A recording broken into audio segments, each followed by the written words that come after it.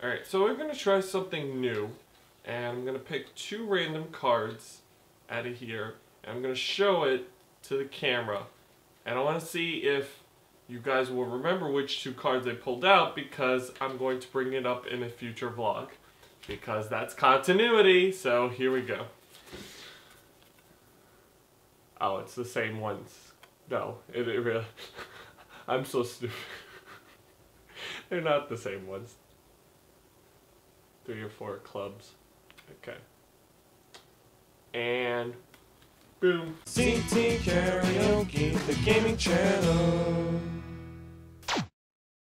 Hi guys, it is Monday. I'm CTK or Corey. It's vlogging day. I do vlogs here on Mondays, and I have to say, first of all, there's a giant bloom right outside. It looks like some 360 PS3 stuff going on here. There's like a giant light over here. So one thing that I always get as a curious question is, where did I get my rhythm game origins from? I mean, where did it start? How did I start playing all these games? I mean, there had to have been some reason. So I'm gonna tell you. It would take too long to tell you the entire story because the story goes on for like 40-50 minutes, but I'm gonna try to tell it in 10 minutes like I want to. So, my very first exposure to rhythm games, well, it was for Parappa the Rapper. I remember I was 7 years old, I played it at my cousin's house, and it was like this weird, quirky game that had like these cardboard cutouts and they were rapping, and there was an onion. I did not know what was going on, but it looked very weird to me, and I still loved it. The general point was that it was a Simon Says game, so you were hitting to the beat of the song, so whenever it came up like press X, you pressed X, and then you would repeat this. But what made it really interesting is that you could freestyle the rap, and you had some level of interaction where you could change how he raps. And I thought that was groundbreaking at the time. I mean, it wasn't really, because there were music games before that, but to me that sounded so awesome, and little would I know of the genre I'd be getting into. Then I got into DDR at one point, or Dance Dance Revolution. I was very big into it when Konamics came out. I remember I paid at GameStop, when I liked GameStop, I paid for half the game and the gamepad in change. I pissed off the employees so much because I was like 12 years old. I just gave them like freaking change just like that. And that entire summer of 2002, I spent practicing. B4U is still my favorite track. I am always happy every single time it shows up in a DDR game. Then it led to Karaoke Revolution, and that's where I'd say it started with me. The idea of scores, the idea of wanting to be the best at it, and so even after years after my brothers lost interest, I was still practicing that game. Although it was kind of weird because when I think about it, I first started playing Karaoke Revolution on easy, and I kept telling myself, I'm never playing this game, I'm never touching it.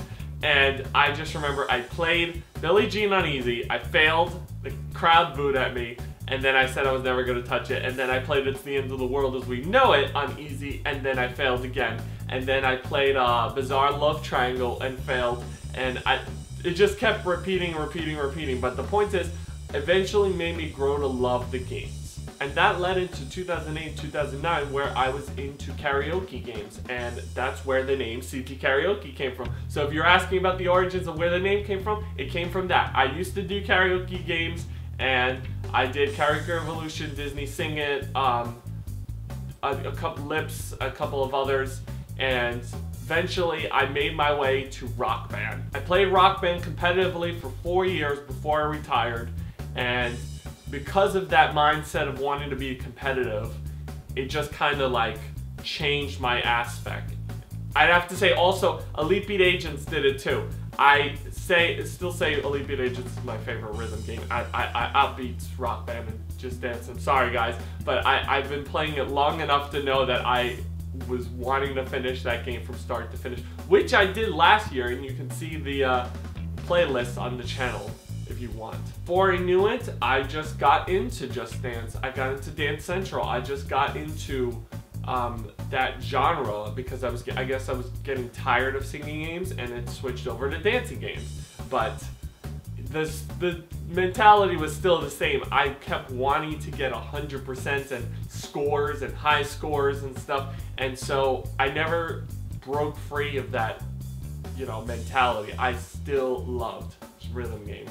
And that is why I dedicate 2 days every single week to rhythm games, because that's how much I show my support for it. Because let's be honest, this is a dying genre. Genre isn't really that popular because a lot of people don't like either the music that's in a game, or they just don't like the concept of what a rhythm game is. So there aren't enough YouTube channels that focus on the core of rhythm games and show appreciation towards everything of rhythm games. Rather, they focus on usually just one game or a couple of games, so like the plastic instruments or the dancing games or the sing. You know, it's not all around, which is what my channel is really based on. And I'll have you guys know that I have no musical experience prior to when I started playing. I never sang choir, I never danced, I never did. In fact, I'm a horrible dancer. Don't put me on the club floor, please.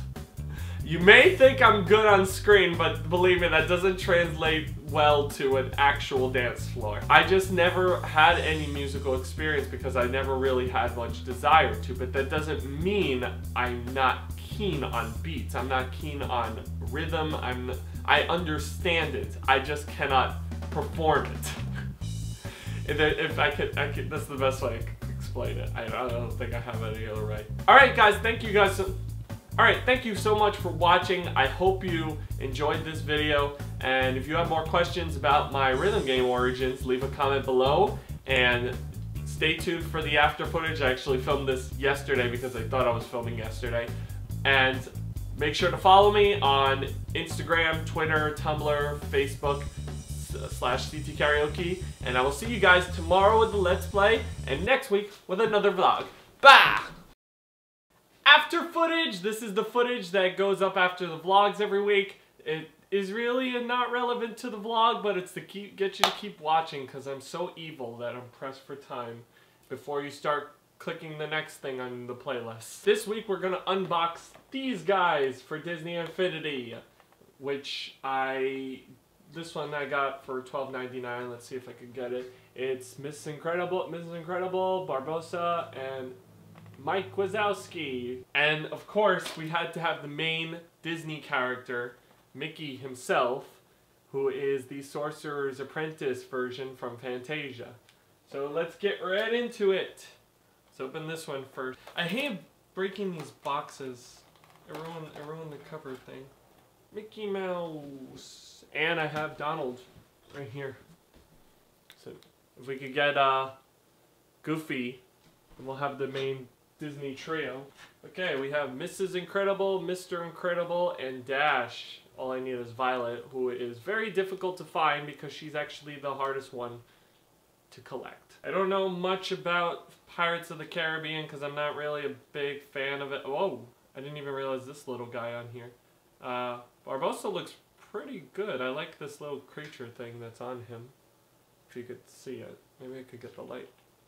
Oh, that's too bright. Mike Wazowski! Now we have the full collection of Sully and Mikey. Now they're together. And I realized that this little Mike has braces. Or is that a retainer? I think that's a retainer. We have power discs to open. These were 5 for $5 at Toys R Us. So we're just gonna go through each one very quickly because I'm pretty sure I ran over 2 minutes on this right now. Power disc I already have of Frozen.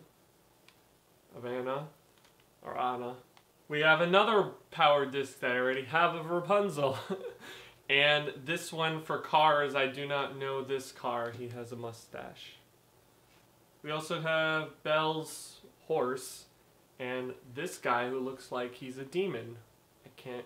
You guys can't see this very well. We got 3 repeats. No, yeah, I kind of expected that. You got Jack Skellington,